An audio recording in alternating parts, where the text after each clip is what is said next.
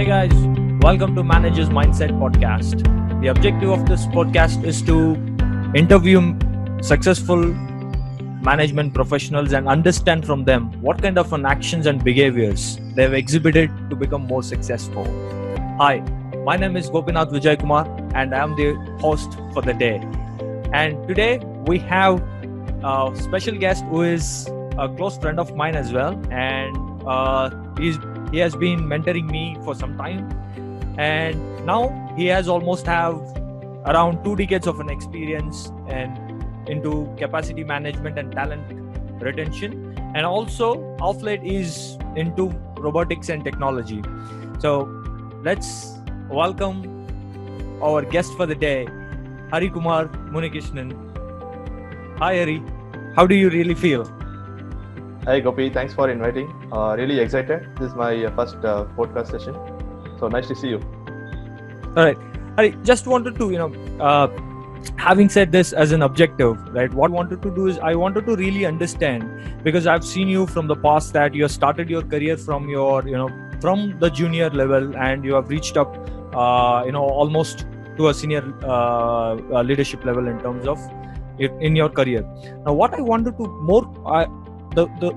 what is so fascinating is that I wanted to really understand that what kind of behaviors or mindset you had when from a team leader to a manager. There was a transition where you were into a team member and from a moved to a team leader, and what kind of mindset you had.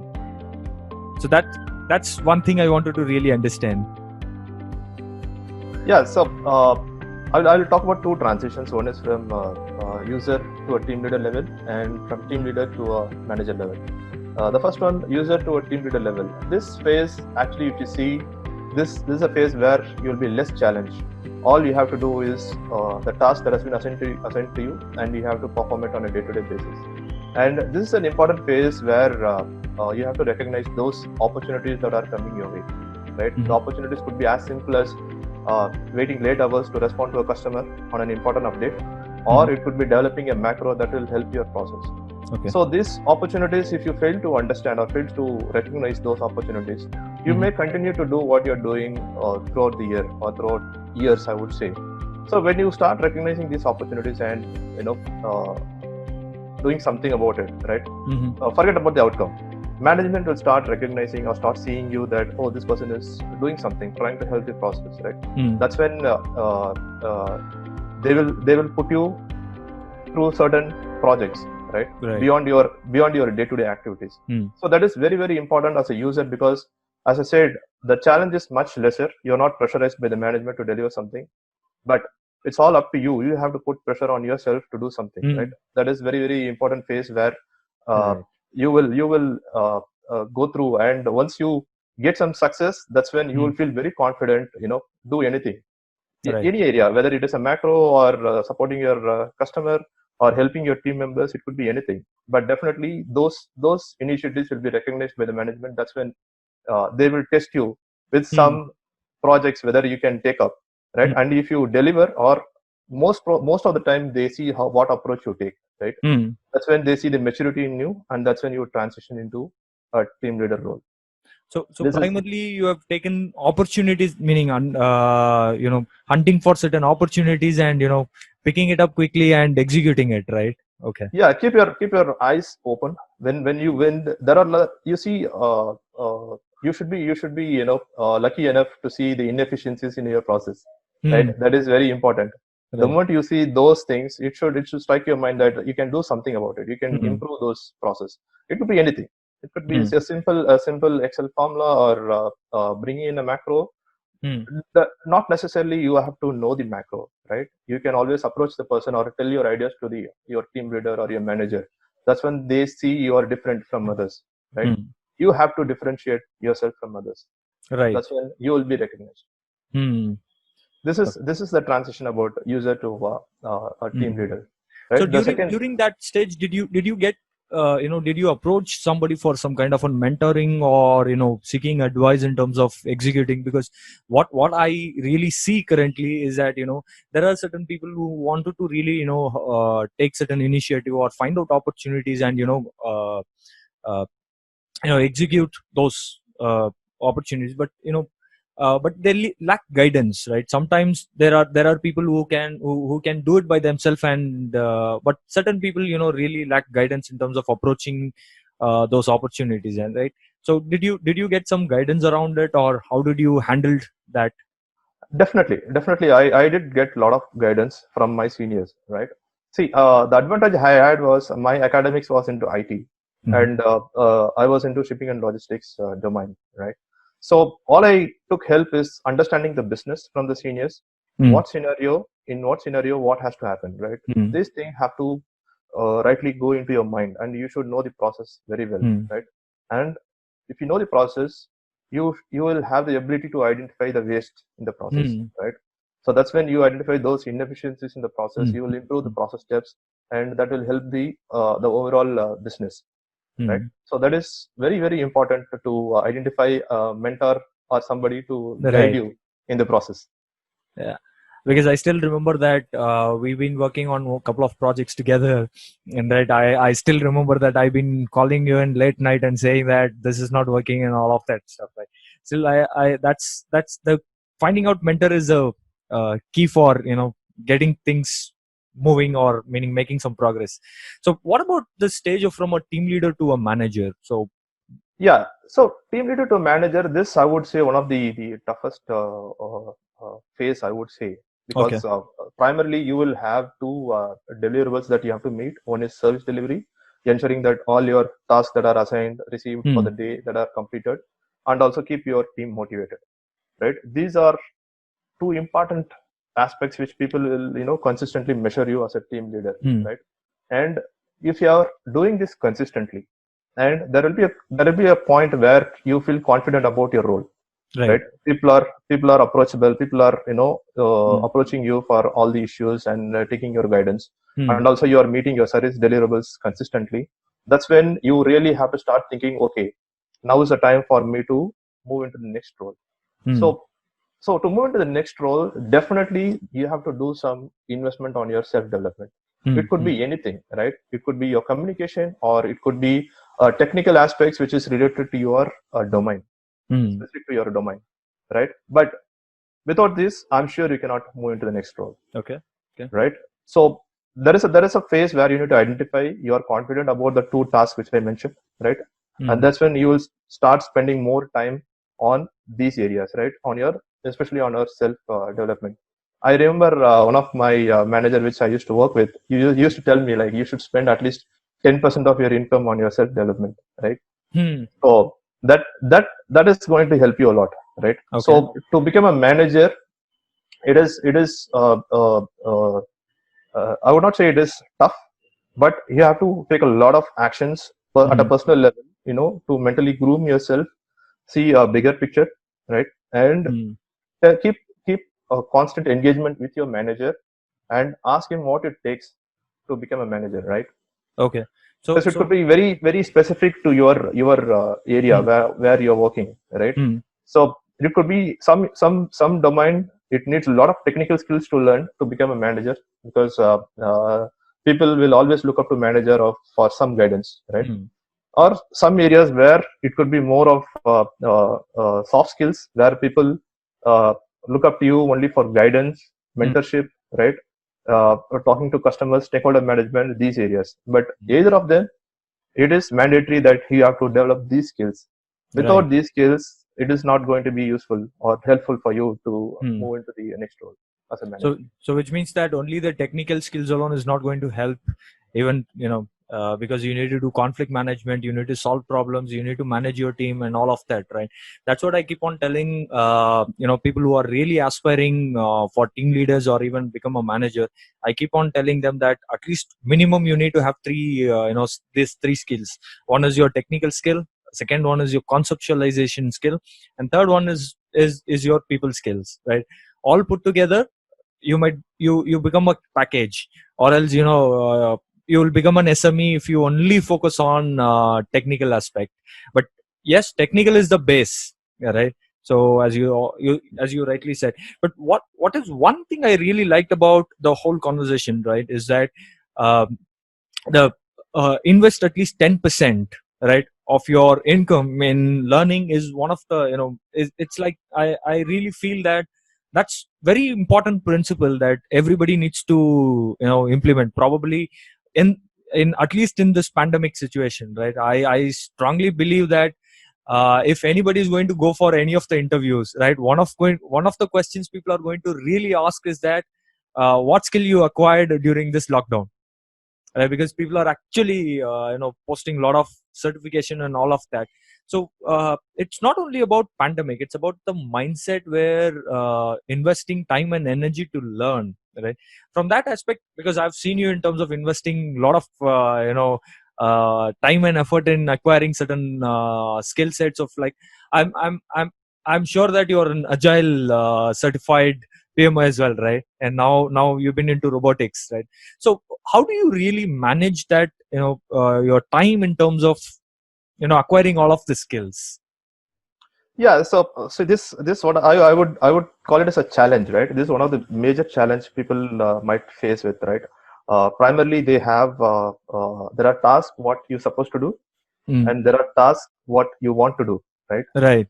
Most of the time, we end up spending all our time in doing what we're supposed to do, right? And the Friday come, we will just close our laptop and spend the weekend, and open on Monday and continue to do this for on a regular basis.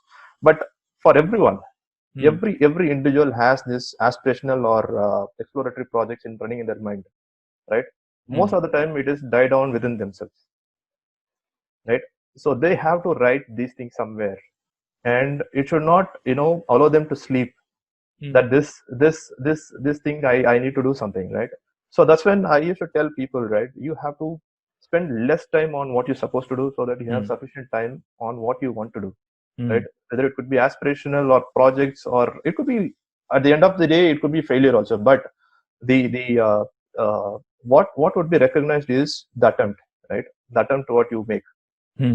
So I know, like the moment you do something like that, and if you achieve it, the the the fun of it is, I mean, you cannot compare with anything, right? Once you deliver it, and if you see that you are delivering something, and if people start recognizing that you have done something that nobody has done it, and I'm sure we have done together something which nobody has done it, right? So in the organization, and even today, people used to tell that. So you will get goosebumps, right? Like when people tell about it, like this is something you have not, nobody has done it. So it is important to find time for to spend on those areas where nobody asked for it, nobody is putting pressure, but you have to put pressure on yourself, and you have to do it alone, or take people with like-minded people, underline like-minded people, and start working on it. Yeah, true, absolutely true. Now even I picked up one of the line, right? We need to really differentiate between what we want to do and what we need to do, kind of, right? So I still remember one of the conversation from my boss.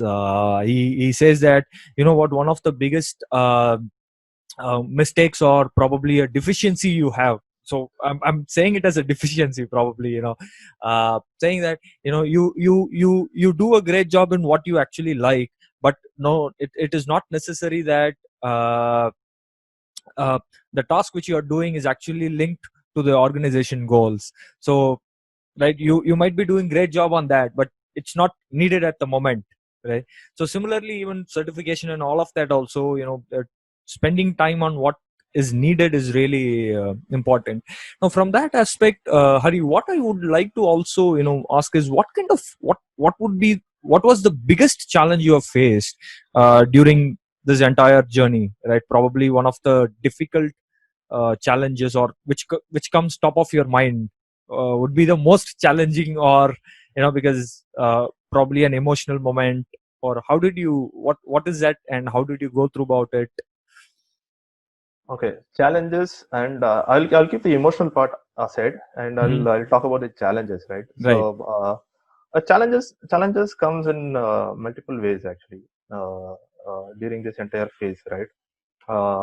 There could be an escalation that is happening, that going up to senior management level, and uh,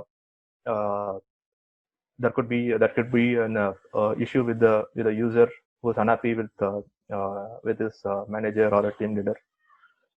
All these challenges, can be converted into opportunities, right? Only if you think with the right mindset that yes, this something I see as an opportunity, I can do something about it. Example, if a stakeholder is unhappy, there is an escalation. How you respond is very, very important, right? The people see the maturity from there. How do you respond, right? I've worked with multiple stakeholders. There are some stakeholders who are really, really tough. It's been really, really tough, right? We have to really do a lot of actions, not take a lot of steps, give them the assurance that yes, we are here to support you. And luckily, I mean, you know that very well, right? We have identified a tool where you can able to recognize those variances and arrest those errors, right? So that's been toughest phase. Again, the response was very well managed during those situations, and that's when people recognize your maturity, right? That is one. And even with your own people, right? When people come with the challenges, they are not here to just put a complaint, right? They have their own issues, right?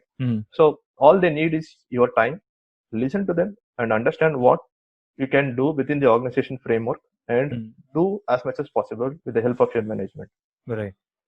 Because most of the time it is those people who are working for you who will help you succeed in the organization goals, right? As well as your own self also. As I said, like if you have any aspirational or exploratory projects, these are the people who's going to help you, right?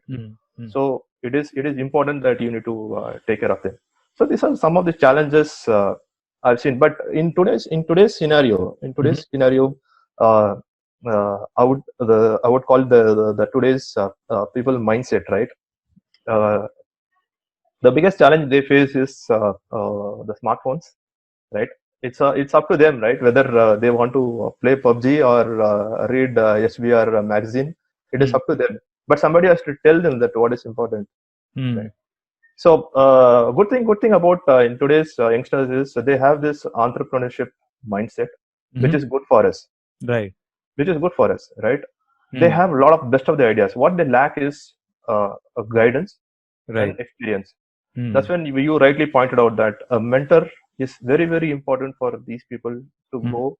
And sometimes it's not that a mentee comes to a mentor and asks for it. It is also to the mentor's responsibility to identify these people who are having ideas, guide them and channel them into the right direction. That's where I really like one of the Zen proverb. When you're actually ready, your teacher will appear. Right? It's not that the moment when we say ready, then why the teacher is needed. It's not about the skill set readiness. It's about the mindset, right?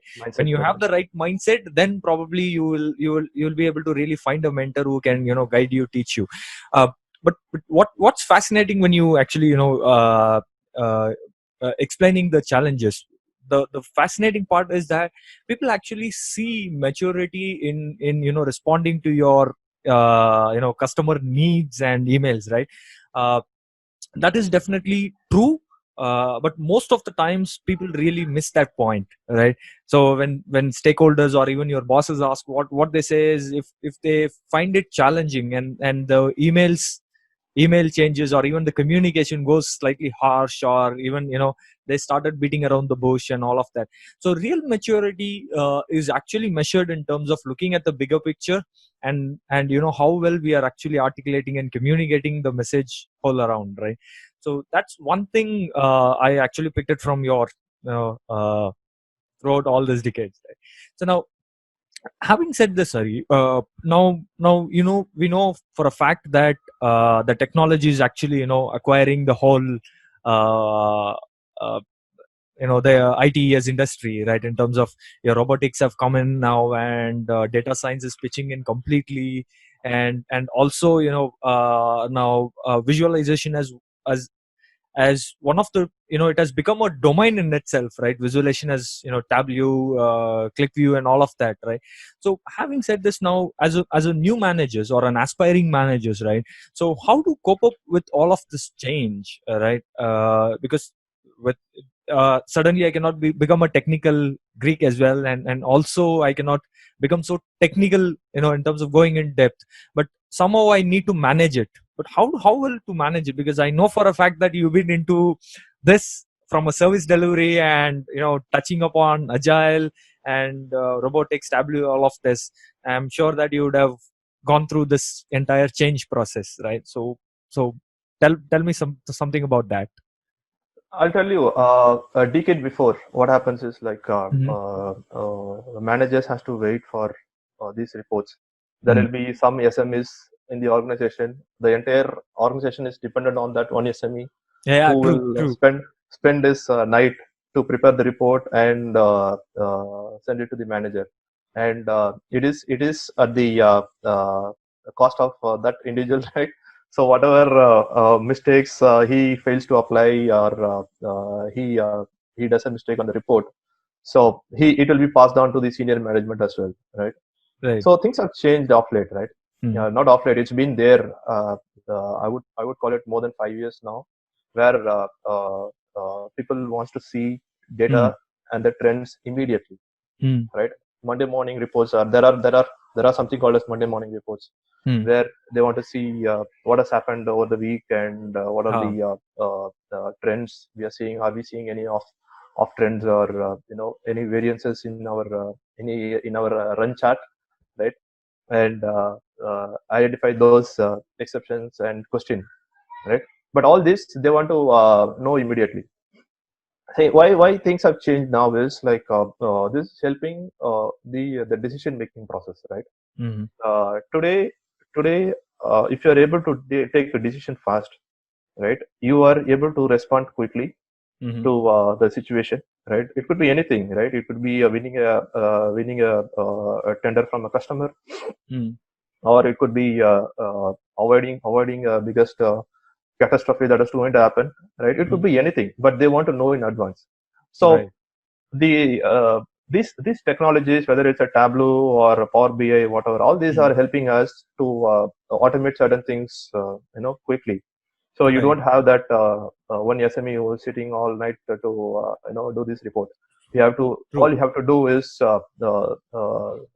ensure that the data is captured correctly, Mm-hmm. and you also apply some data cleansing process, and then yes, on a click of a button you get all the trends, views, everything, whatnot. With this, what is also giving us time is like uh, take the right decision, right? uh, uh, Before 5 years, the report itself is like you will receive late and you have to take a decision quickly. Today we have some amount of time to take the right decision, right? You can able to apply pros and cons of your decision, Mm-hmm. and go through that. So this, I would say, technology is helping a lot. And to answer your question, I would only say with one word: adopt. Right? Adapt to this change.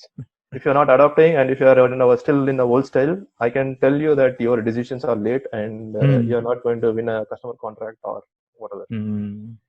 So which means that survival of the fittest is what one quote probably, or uh, change is not actually mandatory, right? But survival definitely makes it mandatory.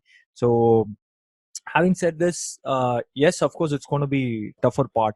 But one thing I really still remember is that when reports are not, live, which means that I wanted to see certain numbers today, and I need to wait for whole week. And but now things are not like that. I have my ClickSense report being live. I can use it on my mobile and look at it live. But that's what we've been expecting during that time, right? When people were doing it, we were talking about why we are not getting this report.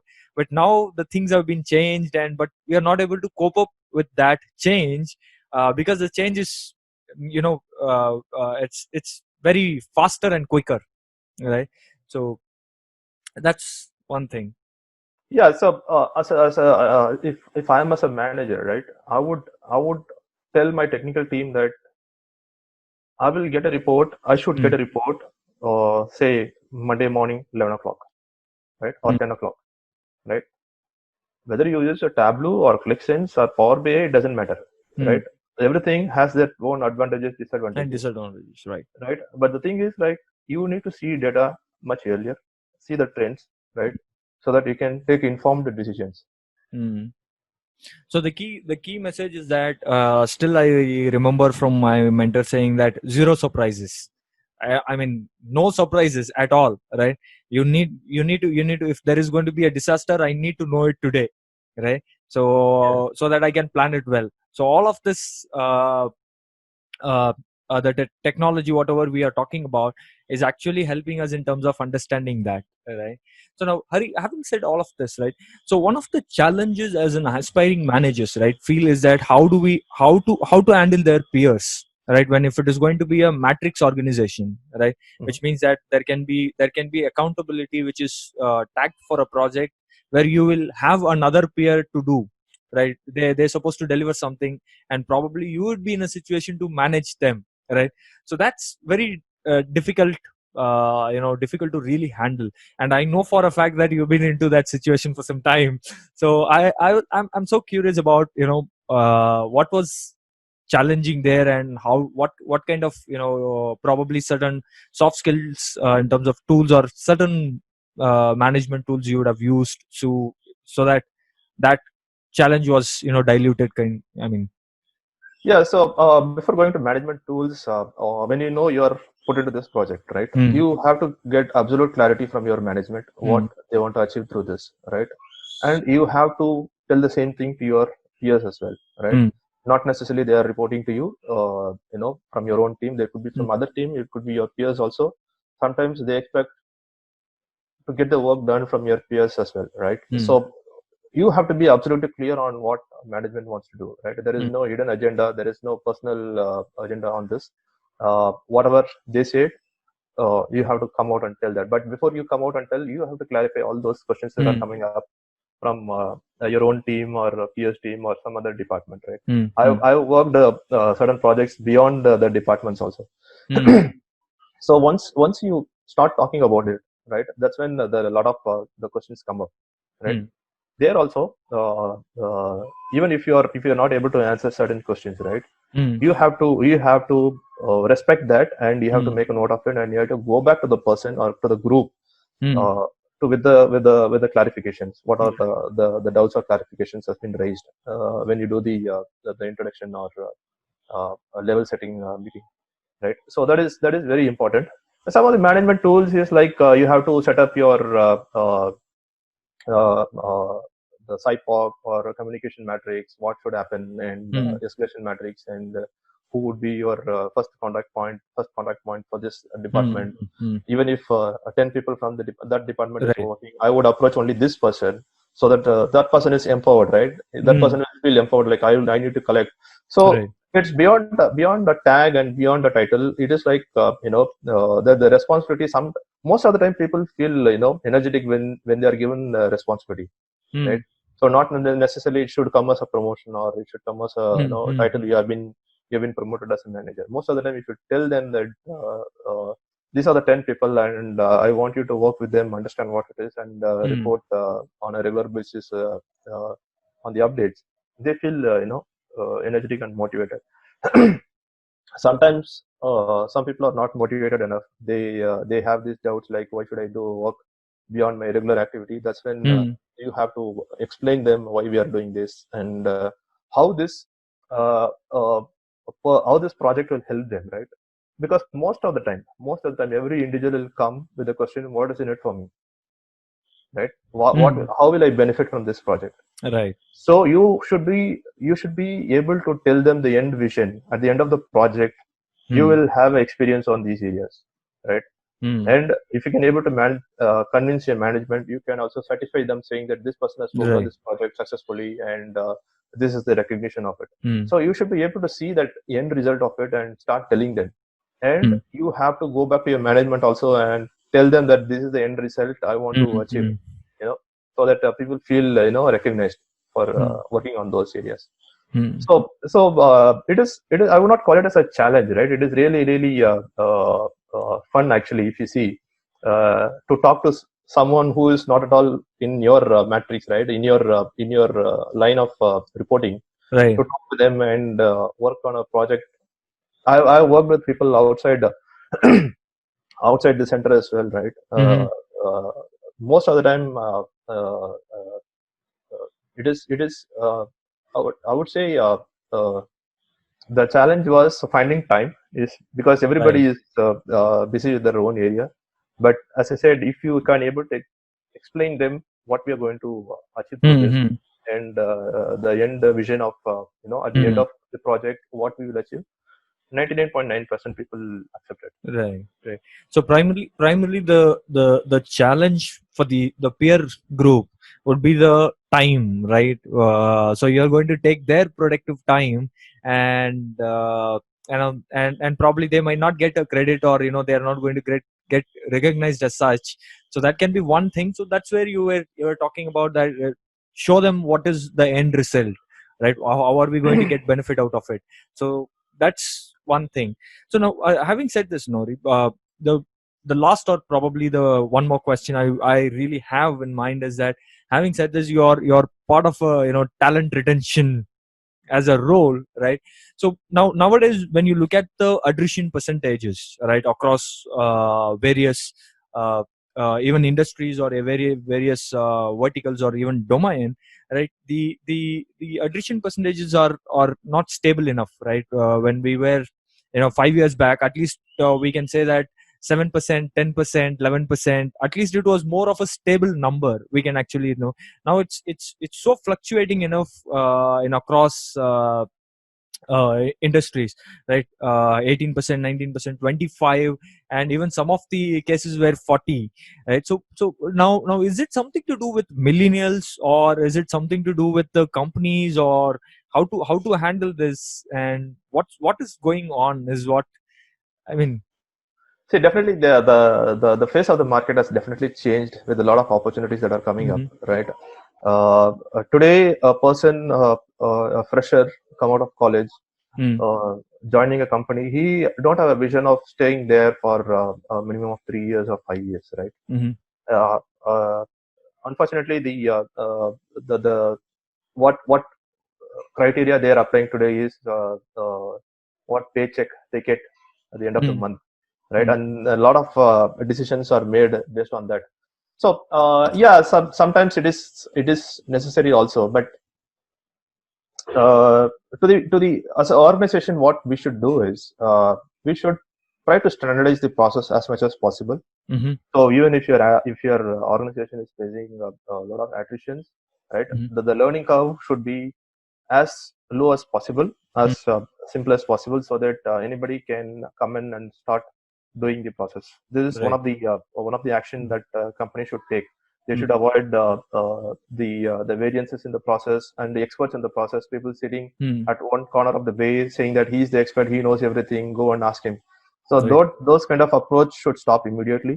They Mm. should start focusing on documenting and try to avoid variances in the process as much as possible. This is one action they can take. Mm. And on the retention part, that is very very a critical part of it, right? Right. It is very easy to replace a resource, bring in someone and then start training it. But having someone for longer years, will definitely help, because that's when you start developing your talent pool, Mm. and the people come with this experience, Mm. tend to contribute more positively, as Right. they grow in their career within the same organization, right? Rather Mm. than somebody who's come in new, Mm. and for them to understand the entire context right from the beginning, it will take some time. For these people, it is very easy to, uh, uh, I can start talking to the person in level 3, level 4 discussion, rather than starting from level 1, because they Mm. know everything from the ground. So so to retain, there are within your team, you need to identify these people, right? Mm. These concepts we have discussed a lot actually.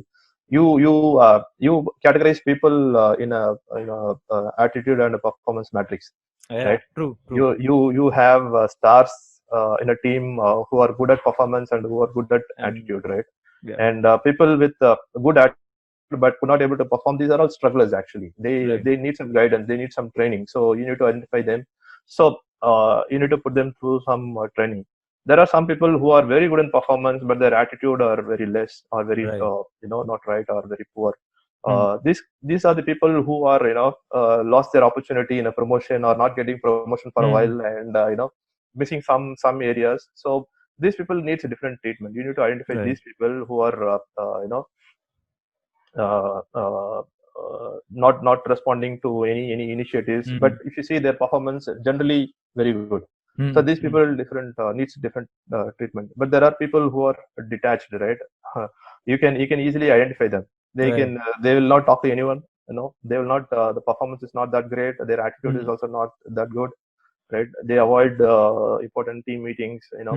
They tend to take off when the team desperately need them. So these people actually, to be honest and blunt, they have given up with the organization. I can't do anything here, right? So you need to address them as well. So if you can able to categorize these people, and there is no one-stop solution for all this category of people, right? These people needs a different approach to be taken. So you need to start identifying this yearly. The detached people are are the ones who quickly move out of your organization. But if you take right actions, you can actually bring them back into the course. And I've seen people being in detached to stars, right? It all takes the managers, talk to them, understand what are their concerns and what they really need. Okay. Now, if I have to ask you one pointed question, right? Do you still believe, right, the rewards and recognition, probably the monetary benefits or increments or money as a reward, still working? Yeah, it will work, Gopi, to me, because I'm a fresher out of college, right? Today, with that much of experience, what will really motivate me is the reward and recognition, right? Increments, I would agree to some extent, but not always. It will help, right? But there is a pyramid, right? Maslow's theory of pyramid, right? Like people at the low level, they expect what is needed to manage their basics, right? So one of this is like the recognition also is a kind of status. Like I'm fresher out of college. Within 6 months, I've been identified as a best performer of the month. That gives me some push to do extra, right? Otherwise, there is not always money that can help you to motivate the people. Right, true. Rewards and recognitions are definitely important in an organization. That will, if not at the middle management or the senior management, definitely at the lower management, they need it actually. Understood. Great. All right, Eric. So last question: what is one advice, right, you wanted to give it to the aspiring managers? So people who are new to the managers, one advice. One advice I would say, as I said, they adapt to the changes that are happening, right? Read a lot of magazines, right? Business reviews, magazines. Read a lot of books. Invest, very important. Invest on your self development. Right. So I've said a lot. You said only one advice. So all this come under adapt, right? You have to come out of your comfort zone and put yourself into a new learning, new areas that will definitely going to benefit you at some point. But you need to adapt to these things. Right. Okay. That probably reading books is one important thing which I learned it from my from my colleagues, and even I know for a fact that you're also being reading certain books. From that aspect, that is one advice Hari is giving it to all of you who've been watching this video right now. Yeah. So having said this, thank you very much, Hari, for this time and the piece of advices and the information which you have gained from 2 decades of your experience, which is not that easy, right? So whatever we say, that reading a book is as equal as gaining 20 years of an experience, right? So talking to somebody who has 20 years of an experience, close to 20 years of an experience in various domains, is going to help a lot of people. Thank you very much for your time, and thank Thank lot you. of this knowledge sharing. Right? Thanks, Gopi. Thanks for inviting. Right. Stay tuned for the next podcast, which is lined up in next Thursday. Right. Thank you very much, guys. God bless you.